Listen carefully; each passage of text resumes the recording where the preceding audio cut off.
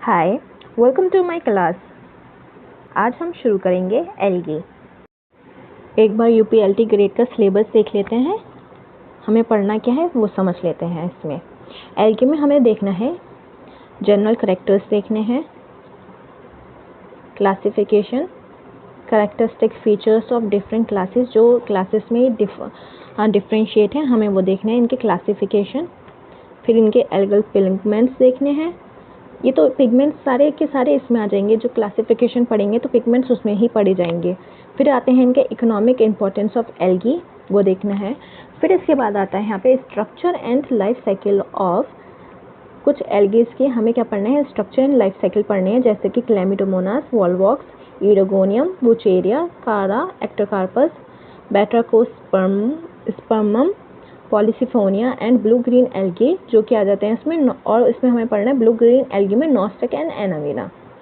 ठीक, अब देखते हैं जीआईसी लेक्चर आर का सिलेबस।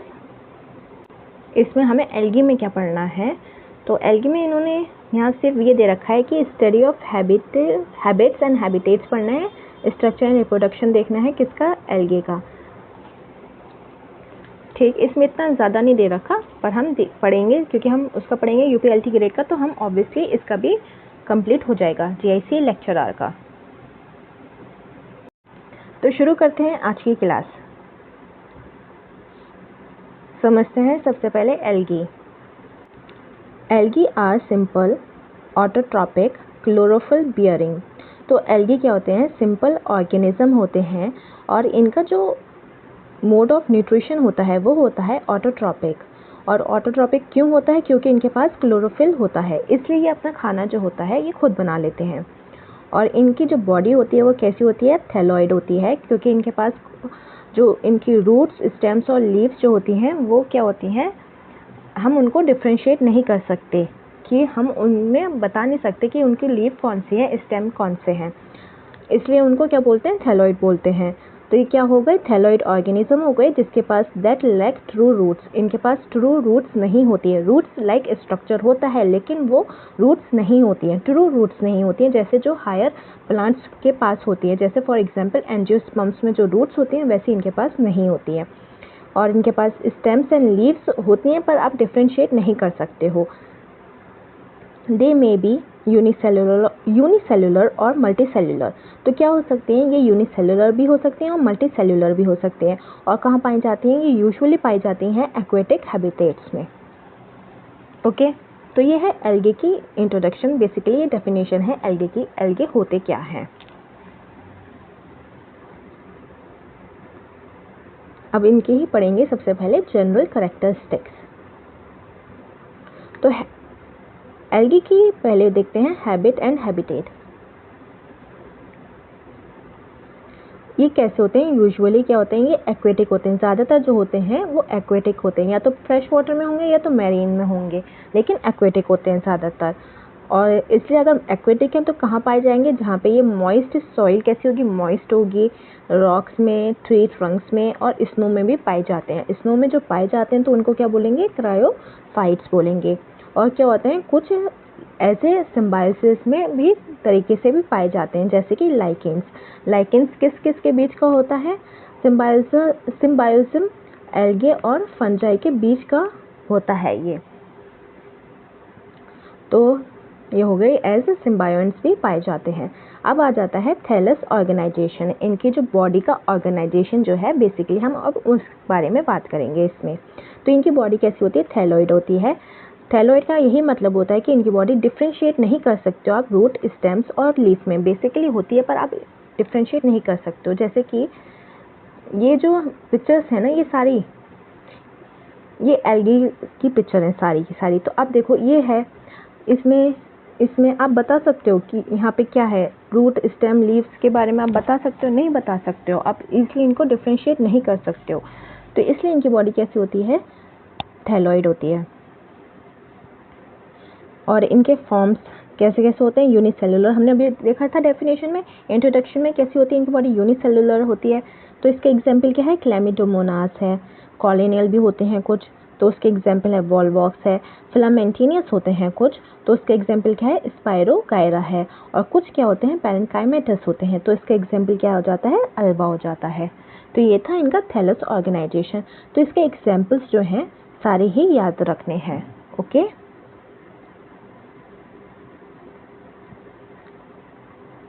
आगे बढ़ते हैं बाकी के कैरेक्टरिस्टिक्स पे। अब जो नेक्स्ट कैरेक्टरिस्टिक्स है वो है सेल स्ट्रक्चर। अब देखो इनका जो सेल स्ट्रक्चर कैसे होता है, तो ये क्या होते हैं, यूकैरियोटिक होते हैं। अब यूकैरियोटिक है तो इनके पास क्या होगा, सारे के सारे सेल ऑर्गेनेलिज होंगे। ठीक है, अब इनके पास क्या है, सेल जो है इनकी क्या है, इनके पास सेल वॉल भी है। और किससे बनी होती है इनकी सेल वॉल, सेल्यूलोज से बनी होती है। मेनली जो होती है वो सेल्यूलोज से बनी होती है। और कुछ एल्गी कैसे होते हैं, कुछ एल्गी में क्या होते हैं, पैक्टिन भी होता है, एल्जीन होता है, सिलिका होता है और कैल्शियम कार्बोनेट भी होता है। ओके, ये और समझ में आ जाएंगे आगे, जब जैसे जैसे बढ़ेंगे तो वैसे समझ में आ जाएंगे किस में पैक्टिन है, किस में एल्जीन है। ठीक है, प्लास्टिड्स होते हैं इनकी सेल में, क्या होते हैं, प्लास्टिड्स होते हैं, कंटेन क्लोरोफिल ए। अब ये जो प्लास्टिड्स होती हैं उसमें क्या होता है, क्लोरोफिल ए होता है। और साथ ही साथ कुछ एक्सेसरीज पिगमेंट्स होती हैं जैसे कि जो हेल्प करती हैं इनको अपना न्यूट्रिशन बनाने में। तो इसी जो क्लोरोफिल के बेसिस पे क्या होते हैं, इनको डिवाइड किया गया है, इनको क्लासीफाई किया गया है, किसमें, ग्रीन, ब्राउन और रेड एल्गी में इनको क्लासीफाई किया गया है on the basis of their chlorophyll pigments. इतना समझ में आया। ठीक है, अब आगे बढ़ते हैं। इनके पास क्या होता है, रिजर्व फूड होता है अपने पास। ये रिजर्व फूड जैसे पता ही है कि सारे जो सेल्स होते हैं अपने पास कुछ ना कुछ रिजर्व फूड मटेरियल्स अपने पास रखते हैं। तो ये जो होते हैं एल्गी किस फॉर्म में रखते हैं, स्टार्च में रखते हैं। इसे हमने पहले फंजाई पढ़ा था, तो उसमें वो कौन से फॉर्म में अपने पास रिजर्व फूड कौन से फॉर्म में होता है, ग्लाइकोजेन में फॉर्म होता है। ठीक है, ग्लाइकोजेन में होता है। और हायर प्लांट्स किस में रखते हैं, स्टार्च में रखते हैं। फंजाई किस में होता है, स्टार्च भी होता है इनके पास, लेमिनुरिन होता है, मैनिटोल होता है और फ्लोरिडिन स्टार्च होता है। तो ये याद रखना पड़ेगा क्योंकि इन पे सवाल पूछे जाते हैं कि इनका जो रिजर्व मटेरियल होता है आपको उसका भी रखना पड़ेगा, फंजाई का भी। जिस चीज़ का भी दे रखा होगा ना रिजर्व फूड मटेरियल, उसका याद रखना पड़ेगा। ठीक है, तो starch, laminarin, mannitol and floridean starch. Okay, इतना समझ में आया। जो भी समझ में नहीं आया आप कमेंट सेक्शन में लिख देना, अपनी जो भी फीडबैक है आप लिख देना। फिर आता है इसके बाद इनका न्यूट्रिशन। तो हमने क्या पढ़ा, इनका न्यूट्रिशन कैसा होता है, ऑटोट्रॉपिक होता है। ये यूजुअली क्या होते हैं, ऑटोट्रॉपिक होते हैं। ये ऑटोट्रॉपिक है तो यानी क्या होंगे, फोटोसिंथेटिक होंगे। क्यों होंगे फोटोसिंथेटिक, क्योंकि ये अपना खाना खुद बना लेते हैं। और जो अपना खाना खुद बना लेते हैं वो क्या होते हैं, फोटोसिंथेटिक होते हैं। कुछ कैसे होते हैं, इनके एक्सेप्शंस हैं, कुछ मिक्सोट्रॉपिक होते हैं जैसे कि यूग्लिना। यूग्लिना क्या होता है, इसके पास फोटोसिंथेटिक भी होता है और सेप्रोफाइटिक भी होता है। तो इसका मतलब ये है जब इसका एनवायरनमेंट सही है, जब ये अपना खाना बना सकता है तो ये खुद बना लेता है, खुद इंडिपेंडेंट हो जाता है, अपना खाना बनाता है। लेकिन अगर इसका एनवायरनमेंट ऐसा नहीं है कि जहाँ पे ये फोटोसिंथेसिस कर पाए, अपना खाना बना पाए, तो फिर क्या हो जाता है, इसका मोड हो जाता है सेप्रोफाइटिक। तो फिर ये दूसरों पर डिपेंड हो जाता है अपने खाने के लिए। तो इसलिए यूग्लिना क्या है, मिक्सोट्रॉपिक है। ठीक, अब इसका है जनरल कैरेक्टरिस्टिक्स में रिप्रोडक्शन। अब इनका रिप्रोडक्शन कैसा होता है, वेजिटेटिव होता है। वेजिटेटिव में क्या होता है, फ्रेगमेंटेशन होता है। फ्रेगमेंटेशन में वही होता है जब एक एल्गी का छोटा सा पार्ट टूट के न्यू एल्गी बन जाता है, तो उसे क्या बोलते हैं, फ्रेगमेंटेशन बोलते हैं। इनमें एसेक्सुअल भी होता है। एसेक्सुअल कैसे होता है, स्पोर्स के थ्रू होता है। कौन कौन से स्पोर्स बनते हैं, जू स्पोर्स जो कि मोटाइल होते हैं, एप्लानोस्पोर्स जो कि नॉन मोटाइल होते हैं और एकिनेट्स होते हैं इसमें। सेक्सुअल भी होता है। सेक्सुअल कैसे हो जाता है, बाय आइसोगैमी भी हो सकता है। आइसोगैमी का क्या मतलब होता है, जब गैमेट्स जो होते हैं दोनों male and female same gametes बनाते हैं तो उसे क्या बोलते हैं, आइसोगैमी बोलते हैं। एनाइसोगैमी वो होते हैं जब डिसिमिलर गैमेट्स बनते हैं, जब मेल और फीमेल जो होते हैं डिफरेंट गैमेट्स फॉर्म करते हैं और उनमें फ्यूजन होता है, तो उसको बोलते हैं एनाइसोगैमी। फिर आता है ओगैमी होता है। इसमें क्या होता है, ओगैमी में एक होता है नॉन मोटाइल एग होता है, लार्ज होता है। ठीक है, उसे बोलते हैं ओगैमी। बेसिकली ओगैमी में क्या होता है, जो एग जो होता है, जो फीमेल जो एग प्रोड्यूस करती है वो बड़ा होता है और नॉन मोटाइल होता है, और छोटा एक मोटाइल स्पर्म होता है, तो इसको बोलते हैं ओगैमी। तो ये था इनका रिप्रोडक्शन। बेसिकली हमने पढ़ा यहाँ पे जनरल कैरेक्टरिस्टिक्स। अब आ जाते हैं क्लासिफिकेशन ऑफ एल्गी।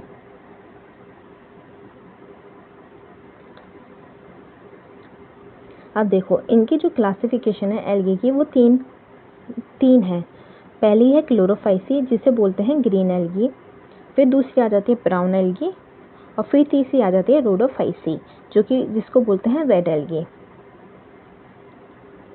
अब हम देखेंगे उनको एक एक करके। जो क्लोरोफाइसी होते हैं उसको क्यों बोलते हैं हम ग्रीन एल्गी, क्योंकि इसमें जो ग्रीन एल्गी इसलिए बोलते हैं क्योंकि इसमें जो पिगमेंट्स होते हैं क्लोरोफिल ए एंड बी वो किस कलर के होते हैं, ग्रीन कलर के होते हैं, इसलिए हम इसको क्या बोलते हैं, ग्रीन एल्गी बोलते हैं। सेम ऐसे ही ब्राउन एल्गी में क्यों बोलते हैं, क्योंकि इसमें जो पिगमेंट्स होते हैं वो कैसे होते हैं, ब्राउन कलर के पिगमेंट्स होते हैं। और फिर रेड एल्गी में क्या होता है, इनके जो पिगमेंट्स होते हैं वो रेड कलर के होते हैं। तो इसलिए मैंने बोला था कि जो इनकी क्लासिफिकेशन हुई है वो किस पे हुई है, on the basis of their pigments.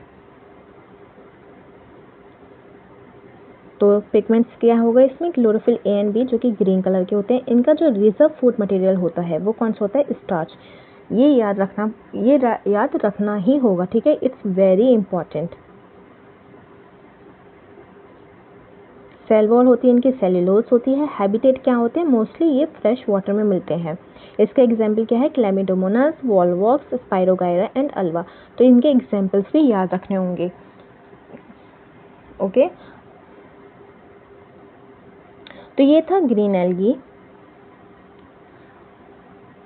अब चलते हैं ब्राउन एल्गी पे। अब ब्राउन एल्गी क्या होते हैं, इनके पिगमेंट्स कौन से होते हैं, क्लोरोफिल ए होते हैं, सी होता है एंड फिगोसेंथिन होता है जो कि ब्राउन कलर का होता है। ठीक है, ये जितना भी मैं बता रही हूँ ना ये सारी चीज़ें याद रखनी, ये सारे मेन पॉइंट्स हैं इनके और इन पे ही क्वेश्चंस बनते हैं। ओके इनका रिजर्व फूड कौन सा होता है, लेमिनिन होता है एंड मैनिटोल होता है, याद रखना होगा। ठीक है, लेमिनिन एंड मैनिटोल। इनकी सेल वॉल कैसी होती है, सेल्यूलोज होता है और यहाँ पे क्या आ जाता है, एल्जीन आ जाता है, एल्जीनिक एसिड। ठीक है, हैबिटेट क्या है, मोस्टली मेराइन है। उसका हमने क्या पढ़ा था ग्रीन एल्गी का, वो क्या थे, फ्रेश वाटर थे। इनका थैलस कैसा होता है, सिंपल फिलामेंट्स होते हैं, टू जॉइंट कल्प्स भी होते हैं। अब सिंपल जो होते हैं छोटे से लेके बहुत बड़े भी होते हैं, और छोटे कौन से होते हैं, मैक्रोसिस्टेस होते हैं। और कुछ क्या होते हैं 100 मीटर तक का भी होते हैं, 100 मीटर तक भी होते हैं। और इसके एग्जाम्पल है एक्सटोकार्पस, फ्यूकस, लेमिनेरिया एंड सरगेसम। ओके अब आ जाते हैं रेडोफाइसी जिसको बोलते हैं रेड एल्गी। अब इसके जो पिगमेंट्स होते हैं वो कौन से होते हैं, क्लोरोफिल ए होता है, डी होता है एंड फाइकोएरिथ्रिन होता है जो कि इसको रेड कलर देता है। जैसे कि यहाँ पे ये है, ये रेड एल्गी इस तरीके से। अब इनका रिजर्व फूड क्या होता है, फ्लोरिडियन स्टार्च। तो यही क्वेश्चंस बनेंगे कि इसमें रेड एल्गी में कौन सा रिजर्व फूड होता है, या फिर ये दे देंगे फ्लोरिडियन स्टार्च, ये फिर बताना होगा कि किसका है ये रिजर्व फूड।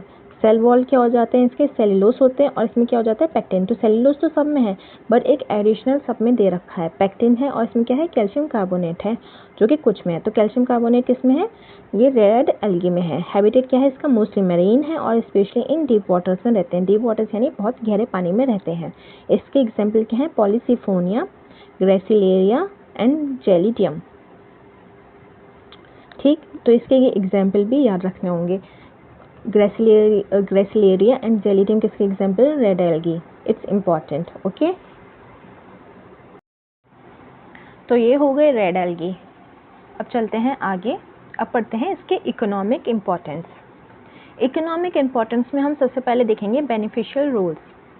देखो इकोनॉमिक इम्पोर्टेंस में दोनों ही आते हैं, बेनिफिशियल में आ जाते हैं जैसे कि जो आपको हेल्प करते हैं, जो ह्यूमन बींग्स को हेल्प करते हैं वो आते हैं बेनिफिशियल में। फिर दूसरे आते हैं हार्मफुल रोल्स, वो भी इकोनॉमिक इम्पॉर्टेंट होते हैं। ठीक है, तो सबसे पहले पढ़ते हैं बेनिफिशियल रोल्स। इसमें आते हैं सबसे पहले इकोलॉजिकल इम्पॉर्टेंस। इसमें क्या होता है, primary producers in aquatic food chain produce O2 and fix CO2। तो जो एल्गी होती है ना वो क्या होते हैं, प्राइमरी प्रोड्यूसर्स होते हैं। प्राइमरी प्रोड्यूसर्स वो होते हैं जो कि सबसे पहले, जैसे कि फूड चेन में जो सबसे पहले आते हैं उसको बोलते हैं प्राइमरी प्रोड्यूसर्स। तो ये क्या होते हैं, एक्वेटिक फूड चेन में, ये जो एक्वेटिक फूड चेन जो होती है उसमें एल्गे जो होते हैं वो प्राइमरी प्रोड्यूसर होते हैं। तो प्राइमरी प्रोड्यूसर है तो इनका काम क्या है, O2 O2 को प्रोड्यूस करना मतलब ऑक्सीजन बनाते हैं और कार्बन डाइऑक्साइड को फिक्स करते हैं। तो इनका ये हो जाता है ecological importance for the aquatic food chain, aquatic ecosystem के लिए। फिर इनका और क्या काम होता है, नाइट्रोजन को फिक्स करते हैं। नाइट्रोजन को कैसे फिक्स करते हैं, जैसे कि नॉस्टॉक और एनाबीना जो होते हैं ये क्या होते हैं, ब्लू ग्रीन एल्गी होती हैं। ठीक है, ब्लू ग्रीन एल्गी होते हैं कौन कौन से, नॉस्टॉक एंड एनाबीना, और इनको क्या बोलते हैं, साइनोबैक्टीरिया भी बोलते हैं। तो ये क्या करते हैं, नाइट्रोजन फिक्स करते हैं फॉर दी प्लांट्स। जो प्लांट्स होते हैं ये उनकी रूट्स में होते हैं। देखो कुछ वैसे होते हैं फ्री होते हैं और कुछ रूट्स पे डिपेंड होते हैं, सिम्बायोसिस करते हैं। तो ये रूट्स में होते हैं सिम्बायोसिस में, और रूट्स जो होते हैं इनको न्यूट्रिशन प्रोवाइड करते हैं और ये रिटर्न में क्या करते हैं, प्लांट्स के लिए नाइट्रोजन फिक्स करते हैं। अब क्या होता है, कुछ जो होते हैं फ्री होते हैं, इंडिपेंडेंट होते हैं, तो वो क्या करते हैं, नाइट्रोजन फिक्स कर देते हैं और उस पर डिपेंड नहीं रहते प्लांट्स पे अपने न्यूट्रिशन के लिए। अब आ जाता है नेक्स्ट पॉइंट, आ जाता है इसमें सिम्बायोसिस। सिम्बायोसिस कैसे होते हैं, जैसे हमने पढ़ा फंजाई के साथ होता है। तो फंजाई के साथ जब ये एसोसिएशन में रहते हैं तो इन्हें क्या बोलते हैं, लाइकेंस बोलते हैं। कुछ ये किसके साथ रहते हैं, कोरल्स के साथ भी रहते हैं, और कुछ जो होते हैं एजोला के तरह ही रहते हैं, कुछ मतलब एजोला के साथ रहते हैं, जैसे कि राइस फील्ड्स में एजोला का मिलता है, राइस फील्ड्स में मिलता है, तो ये एजोला के साथ रहते हैं और सिम्बायोसिस में रहते हैं। फिर इसके बाद आ जाता है फूड्स में। तो एल्गी जो होते हैं यूज़ करे जाते हैं एज ए फूड सप्लीमेंट, भी फूड की तरह इनको खाया जाता है। जैसे कि क्यों खाया जाता है, क्योंकि ये रिच होते हैं प्रोटीन्स में, विटामिन में और मिनरल्स, आयोडीन में। आयोडीन में ये बहुत ज़्यादा रिच होते हैं, तो इस वजह से इनको एल्गी को एज ए फूड की तरह भी खाया जाता है। जैसे कि इनके एग्जाम्पल्स हैं पोरफायरा। पोरफायरा जो होता है उसे जापान में खाया जाता है, उसको बोलते हैं नॉरी, वहाँ के लोग बोलते हैं इसे नॉरी और इसे खाते हैं। ऐसे ही कॉलेरा जो होता है इसको खाते हैं, क्योंकि ये जो प्रोटीन जो होता है ना ये हाई इन प्रोटीन होता है, सिंगल सेल प्रोटीन बोलते हैं इसको। और क्या क्या खाया जाता है, अल्वा, लेमिनेरिया एंड सरगैसम, ये क्या होता है, इन सबको खाया जाता है। अब कुछ जो होते हैं इंडस्ट्री में यूज़ होते हैं, कैसे यूज़ होते हैं, देखो हाइड्रोकोलाइट्स की तरह यूज़ होते हैं, जो कि इनको क्या बोलते हैं नॉर्मल लैंग्वेज में या फिर हमारी जो आम भाषा में बोलते हैं जेलिंग एजेंट्स। तो कौन कौन से हैं, पहला है अगार। अगार जो होता है कहाँ से ऑब्टेन किया जाता है, ग्रेसिलेरिया एंड जेलिडियम से इसको ऑब्टेन किया जाता है अगार को। अब क्या होता है, इस अगार को यूज़ किया जाता है कल्चर मीडिया में। कल्चर मीडिया हो जाता है ये आपका आ जाता है बायोटेक्नोलॉजी में, रिसर्च के लिए जो बैक्टीरिया फिर जो भी ऑर्गेनिज्म को मल्टीप्लाई करवाते हैं तो उसका जो कल्चर बनाते हैं वो कल्चर पे ये होता है अगार। अगार के कल्चर पे उनको ग्रो कराते हैं। फिर इसको यूज़ किया जाता है बेकरी में, आइसक्रीम, जब आइसक्रीम का प्रोडक्शन में इसको यूज़ किया जाता है, और कॉस्मेटिक में भी इसको यूज़ किया जाता है अगार को। फिर आता है इसमें कैराजीनन। कैराजीनन कहाँ से ऑब्टेन किया जाता है, कॉन्फस क्रिप्सस से इसको ऑब्टेन किया जाता है। अब इसको कैसे यूज़ किया जाता है, इसको यूज़ किया जाता है as a thickener in foods. Food को जो ग्रेवी होती है उसको इसे यूज़ किया जाता है, उसको ग्रेवी को थिक करने के लिए। और कहाँ यूज़ किया जाता है, फार्मास्यूटिकल्स में यूज़ किया जाता है, बेसिकली मेडिसिन में यूज़ किया जाता है। फिर इसके बाद आता है एल्जीनेट्स। एल्जीनेट्स कहाँ से ऑब्टेन किया जाता है, ये ब्राउन एल्गी से ऑब्टेन किया जाता है। ग्रेसिलिया एंड जेलिडियम कहाँ से ऑब्टेन किया जाता है, रेड एल्गी से ऑब्टेन किया जाता है, रेड एल्गी। और इसे कहाँ से ऑब्टेन किया जाता है, ब्राउन एल्गी से, जैसे कि सरगैसम एंड लेमिनेरिया से इसे ऑब्टेन किया जाता है। इसको यूज़ किया जाता है इन टेक्सटाइल्स में, रबर में, और टूथपेस्ट जब बनाते हैं इनका यूज़ किया जाता है। अब आते हैं इसके बाद डायएटोमेशियस अर्थ, या ये कहाँ से मिलते हैं, डायएटम से। ठीक है, डायएटम जो इनकी शेल्स होती हैं वहाँ से निकाला जाता है डायएटोमेशियस अर्थ। तो ये बेसिकली क्या होता है, एक रेत जैसा होता है, ठीक है, ये रेत जैसा होता है। तो इसे कहाँ यूज़ किया जाता है, फिल्ट्रेशन में यूज़ किया जाता है, पॉलिशेस में यूज़ किया जाता है, और इंसुलेशन में यूज़ किया जाता है। तो ये हो जाते हैं एल्गे के इंडस्ट्रियल यूज़। अब इसके बाद है, अभी भी और बचे हैं इसके यूजेस। इसको यूज़ किया जाता है बायो फर्टिलाइज़र में। बायो फर्टिलाइज़र में कैसे यूज़ किया जाता है, जैसे हमने पढ़ा एजोला में, जो कि कहाँ यूज़ होता है, राइस फील्ड्स में। तो एजोला जो होता है एनाबीना इन एजोला, तो इसको एज ए यूज़ किया जाता है फर्टिलाइज़र, बायो फर्टिलाइज़र के तौर पर। फिर आ जाता है नॉस्टॉक एंड ऑसिलेटोरिया, जो कि सॉइल क्या करते हैं, सॉइल करते हैं एनरिच करते हैं सॉइल नाइट्रोजन को, जो नाइट्रोजन फिक्सेशन करते हैं। अब नाइट्रोजन फिक्सेशन करते हैं तो सॉइल में क्या होता है, नाइट्रोजन प्लांट्स को ऑब्टेन मिल जाती है, प्लांट को हेल्प होता है, जिसकी वजह से प्लांट्स को नाइट्रोजन की ज़रूरत पड़ती है ना, तो इसलिए ये हेल्प करते हैं। सीवीड्स भी खाते भी हैं, सीवीड्स को खाते भी हैं और इसको एज ए बायो फर्टिलाइज़र भी यूज़ करते हैं। तो सीवीड्स क्या देता है, वो ऐड करता है ऑर्गेनिक मैटर ऐड करता है और मिनरल्स करता है प्लांट्स को बेसिकली सॉइल में, तो इसे ऐड करते हैं एज ए मैन्योर। फिर आ जाता है मेडिसिन एंड रिसर्च में, मेडिसिन और रिसर्च में भी यूज़ किया जाता है, जैसे कि अगार में हम क्या बताया था मैंने अभी, कल्चर जो होता है उसको यूज़ किया जाता है microbial culture media as a media, उसको कल्चर होता है, तो यहाँ पे इसको इस तरीके से यूज़ करते हैं एल्गे को। फिर इसके बाद आता है some algal polysaccharides used in drug delivery, तो कुछ जो एल्गल होते हैं पॉलीसैकेराइड उसको यूज़ किया जाता है इन ड्रग्स डिलीवरी। मतलब कि जो इसका मतलब देखो, इसका मतलब ये है जब मेडिसिन जो होती है ना फार्मास्यूटिकल्स में, जब मेडिसिन को ट्रांसपोर्ट किया जाता है, देखो मेडिसिन अगर यहाँ पे एक प्रोडक्शन हो रहा है, फिर अब क्या होता है, यह जगह जगह मेडिसिन को भेजना पड़ता है, तो जब भेजना होता है ना तो उसमें स्टोरेज में पॉलीसैकेराइड्स जो होते हैं एल्गे पॉलीसैकेराइड्स का यूज़ किया जाता है to store something like that, इसलिए इसको ऐसे बोल रहे हैं पॉलीसैकेराइड्स को यूज़ किया जाता है इन ड्रग डिलीवरी में। फिर इसके बाद आता है antibiotic and antiviral compounds under study. अब क्या होता है, कुछ जो होते हैं जैसे मतलब रिसर्च वगैरह जो हो रही है एंटीबायोटिक एंड एंटीवायरल मेडिसिन के लिए, तो एल्गे का यूज़ किया जाता है, ठीक है। तो ये था मेडिकल एंड रिसर्च में। फिर इसके बाद आता है इनका कॉमर्शियल प्रोडक्ट्स जैसे कि आयोडीन का सोर्स, एल्गी जो होते हैं बहुत हाई प्रोटीन हाई आयोडीन होता है इसमें, तो इसमें कौन सा वाला है जिसमें हाई आयोडीन का सोर्स है, इन्होंने दिया है लेमिनेरिया ब्राउन एल्गी, ठीक।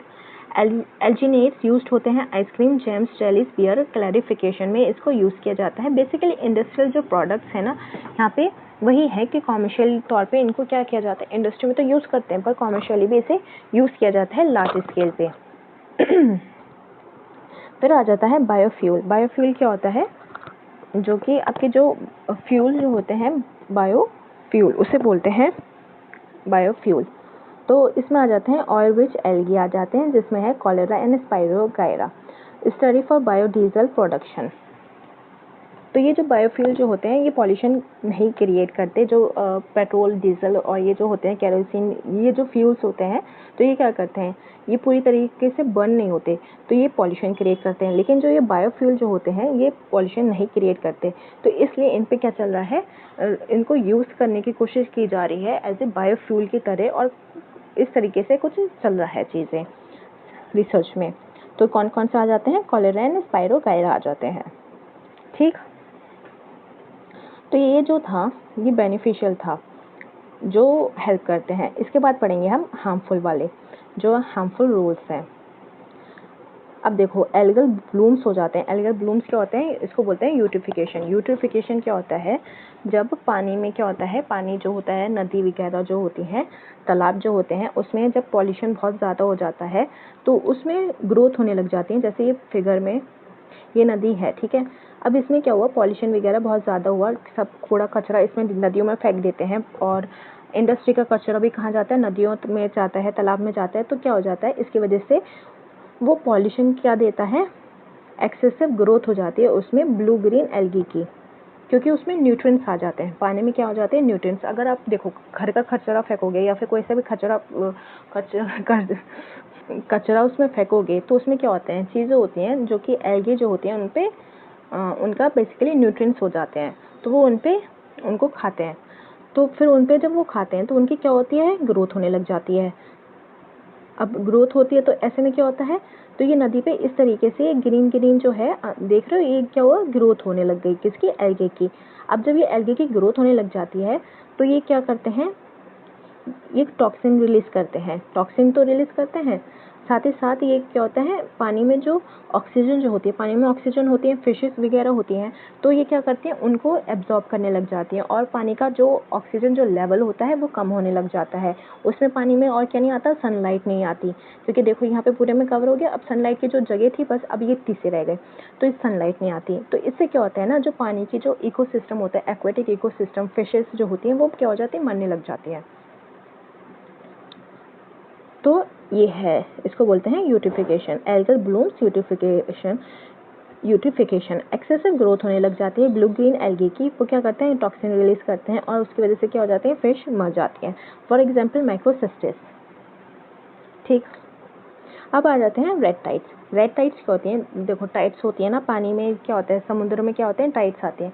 अब कुछ पानी ऐसा होता है ना, जो जब वो पानी आता है तो उसमें क्या होता है, किनारे पे वो रेड कलर का होता है, तो उसे बोलते हैं रेड टाइड्स। वो क्यों रेड कलर का होता है, उसमें होते हैं डायनोफ्लैजिलेट्स, और या फिर उसे बोलते हैं गोनियोलैक्स साइंटिफिक लैंग्वेज में, और डायनोफ्लैजिलेट्स जैसे नॉर्मल लैंग्वेज में। तो ये क्या करते हैं, जिसकी वजह से ये क्या होता है, पानी जो होता है वो रेड दिखाई देता है, लेकिन ये क्या होता है, डेंजरस होता है। क्यों डेंजरस होता है, ये सिक्रीट करते हैं न्यूरोटॉक्सिन। ठीक है, क्योंकि ये टॉक्सिन रिलीज करते हैं, कौन से, न्यूरोटॉक्सिन, जो कि हार्मफुल होते हैं किसको, मैरीन लाइफ को, और साथ ही साथ ह्यूमंस को भी अफेक्ट करते हैं इस वजह से। फिर इसके बाद आते हैं पैरासिटिक फॉर्म्स में, जैसे कि सेफेलिरोज कॉजेस रेड रस्ट इन टी प्लांट्स। जो टी प्लांट्स कौन से होते हैं, टी प्लांट्स चाय की पत्ती, जो जहाँ से चाय की पत्ती लेते हैं हम, निकालते हैं चाय की पत्ती, वो वाले टी प्लांट्स, तो उन पर क्या करते हैं, ये डिजीज कॉज करते हैं, कौन सी, रेड रस्ट डिजीज कॉज करते हैं। ठीक, फिर आ जाते हैं स्पॉइलेज। स्पॉइलेज बेसिकली क्या है, कुछ जो एल्गी होते हैं जो हमारी वाटर सप्लाई और टैंक्स और ये रिजर्वोयर्स जो होते हैं ना, टैंक्स जिसमें से घरों में पानी आता है, उन टैंक्स में क्या हो जाते हैं, एल्गे लग जाते हैं। एल्गी लग जाते हैं तो वो क्या करते हैं, एल्गी क्या रिलीज करते हैं, टॉक्सिन करते हैं रिलीज, तो जिसकी वजह से क्या होता है, पानी जो होता है कंटेमिनेट हो जाता है, हार्मफुल हो जाता है। तो इसलिए उन टंकियों को साफ सफाई करते रहना चाहिए रेगुलरली, इसलिए उसमें क्लोरीन डाल के रखते हैं उन पानियों में। कभी कभी देखा होगा उसमें पानी में क्लोरोफिन की स्मेल आती है, क्लोरीन की स्मेल आती है। क्यों आती है, क्योंकि उसको पानी को साफ करते हैं, टैंक को साफ करते हैं। तो ये थी क्लास एल्गे की, फर्स्ट क्लास थी। इसके बाद हम और कंटिन्यू करेंगे इसको सेकेंड क्लास में, तो मिलते हैं सेकेंड क्लास में।